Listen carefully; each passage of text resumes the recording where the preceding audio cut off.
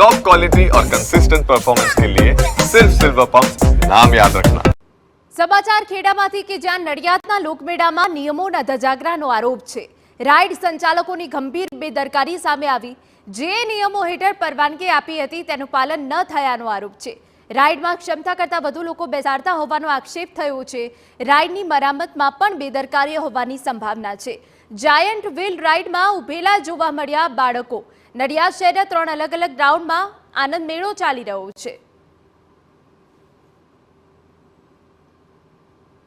Giant wheel ride પાસે લોખંડની જે એંગલો મારેલી છે ત્યાં વીજ લાઇનનું વાયરિંગ એકદમ હલકી કક્ષાનું છે, જેના કારણે ગમે ત્યારે એંગલો મારફતે લોકોને વીજળીનો ઝટકો લાગવાની સંભાવના છે।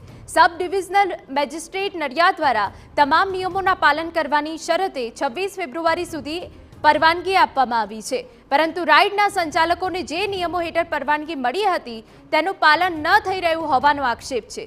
હાલ નડિયાદ શહેરમાં બાસુંદીવાડા ગ્રાઉન્ડ, ઇફકોવાડા હોલ ગ્રાઉન્ડ અને સંતરામ મંદિર એમ 3 અલગ અલગ સ્થળે આનંદ મેળો ચાલી રહ્યો છે।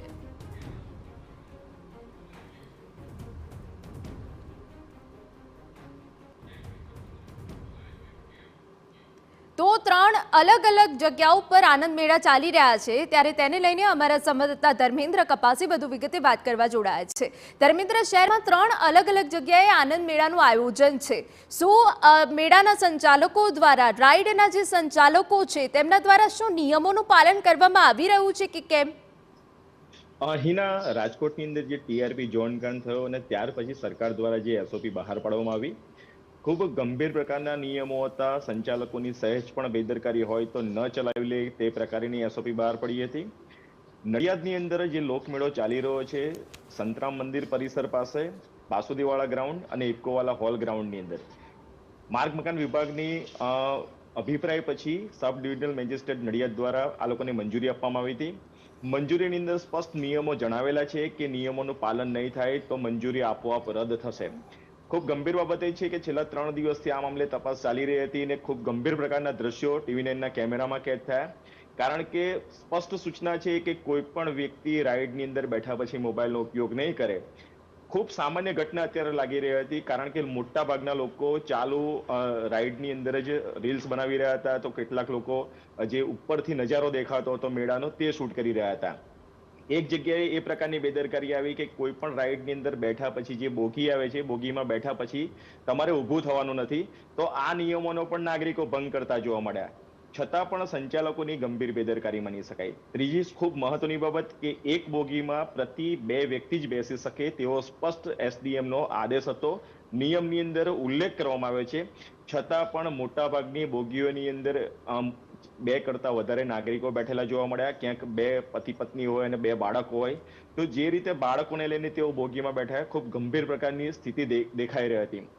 સમગ્ર મામલાનો હવે TV9 પર અહેવાલ પ્રસારિત થયો છે, ત્યારે જિલ્લાનું જે વહીવટી તંત્ર છે તેના દ્વારા કયા પ્રકારની કાર્યવાહી કરવામાં આવશે તે જોવાનું રહેશે। સાથે સાથે જે એમ્યુઝમેન્ટ પાર્ક બનાવેલા છે, જે આનંદ મેળાની અંદર રાઇડની બહાર એંગલો મારેલી છે, જે વીજ વાયરો પસાર થઈ રહ્યા છે, જે હંગામી વીજ લાઈન તેઓ પસાર કરી છે લાઇટો ચાલુ રાખવા માટે, જે ટેપ રોલ લગાવેલો છે તે પણ ઉખડી ગયો છે।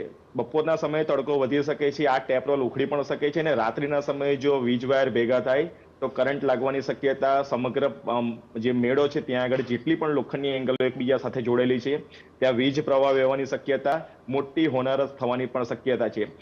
દ્રશ્યોમાં ખૂબ નાની બાબત લાગે છે, પરંતુ જ્યારે વિકરાળ સ્વરૂપ ધારણ કરે ત્યારે ઘણા બધા લોકો તેનો ભોગ બની શકે તે પ્રકારની સ્થિતિ છે।